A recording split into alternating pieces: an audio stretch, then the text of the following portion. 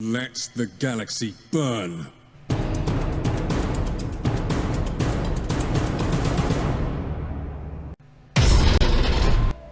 Hi guys, Skypoint here. Now I've made a video earlier showing my Arascid Nassau deck, and I think I've tweaked it very slightly to include a Edict of Censure in place of one other card. I can't remember what I took out.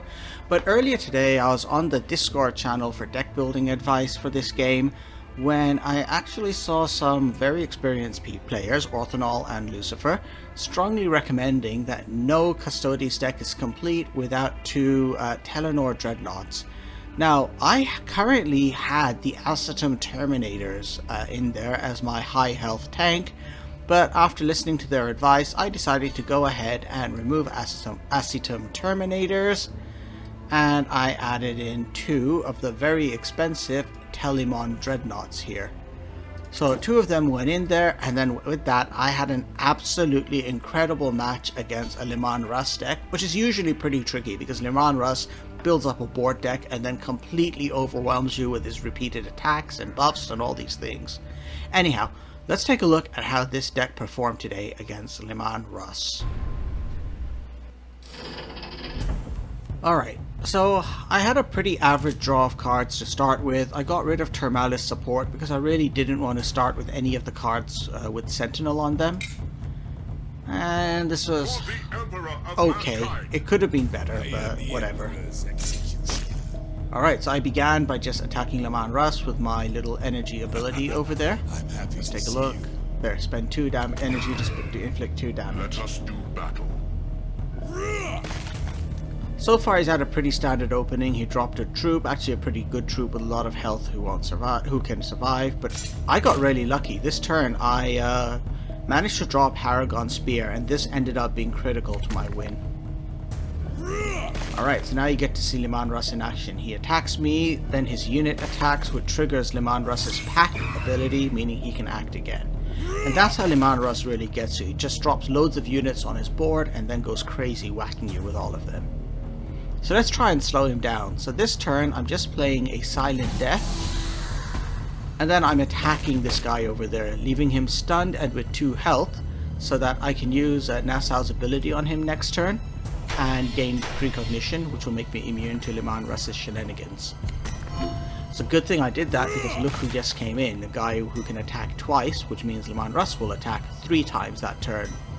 Once before this unit acts, and once after each time it attacks. But with precognition I'm immune to that, and even better, I dropped a Ekra Trez, which means I can heal myself up. Now that's not good news. He's dropped a Jurgen from the 13th Company, which is a high health frontline unit.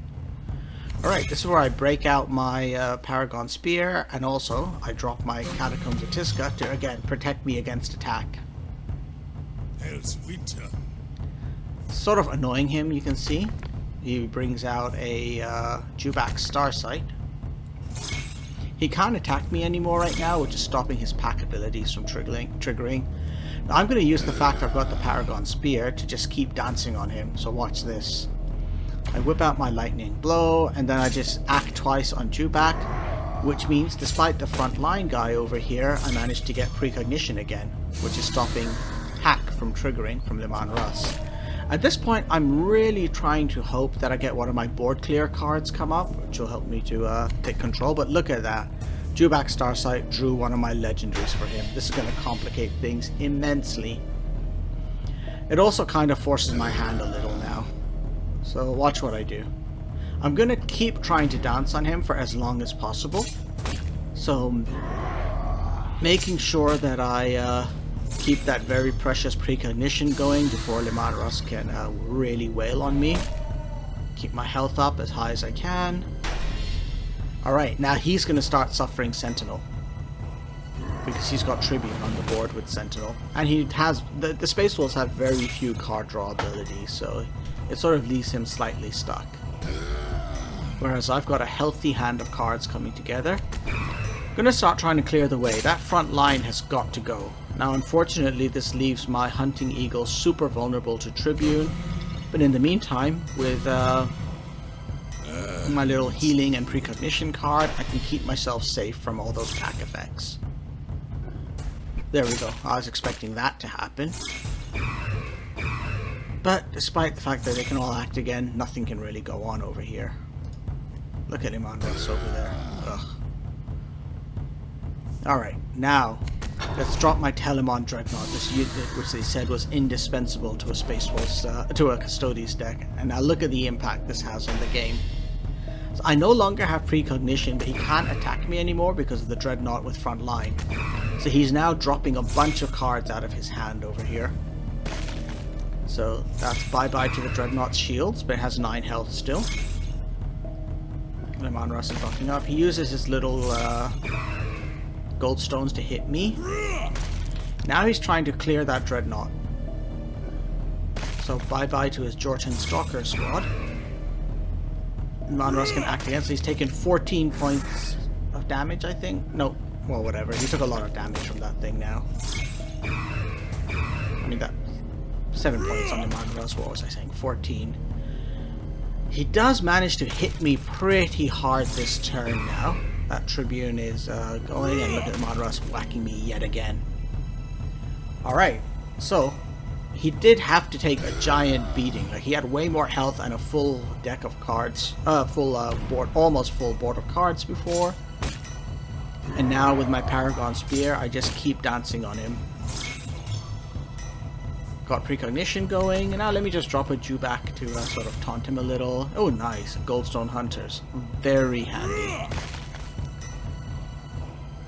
What's he getting? Pulling out? Yeah, there you go. He couldn't even finish the Jubak off this turn. Alright, now he's got 10 health left, and that's it. Watch this. Lightning Blow gives me 2 attacks at Strength 3, which I can do now. Now, I actually have a couple ways I could finish him off, but I just end up going with this. Watch. I drop the Goldstone Hunters. Hit him hard, and I could kill him with Jubak, or let me just use Auric Mortalis, finish him off. Alright, so you can see over there just how much the Telemon Dreadnought really turned that game around. If I still had the Assistum Terminators, I definitely would have lost for sure. Those Telemon Dreadnoughts with their whopping great big 9 health, 7 attack, and Survivor 3, and shield just really makes a huge difference. And actually, the other neat thing about the Telemon Dreadnoughts, which I haven't really mentioned before, is they're an expensive card, but now they actually synergize quite well with Benediction, because now in my deck, whereas before I really only had one other expensive card, Caladius Annihilator, and I used to try to play Benediction followed by Caladius Annihilator. Now I actually have more expensive card options to really get my full value out of Benediction with. Alright, so anyway, I hope you found that video fun and interesting. I am really busy tonight, so I don't have time to make much of a longer video, but stay tuned, stay subscribed, and I'll just keep turning out the videos. And yeah, oh yeah, the other thing I wanted to mention is in my last video I did say that you should always keep 1600 gold spare, because you never know when a Primarch will be in store. Well, this is why. Look at that. Vulcan randomly popped in for no other reason other than World Lizard Day, which I never heard of until now. So always keep your spare gems in case a Primarch shows up. I do have a neat Vulcan deck which is working pretty well on Terra, and my next video will show Vulcan in action. Until then, bye for now, guys.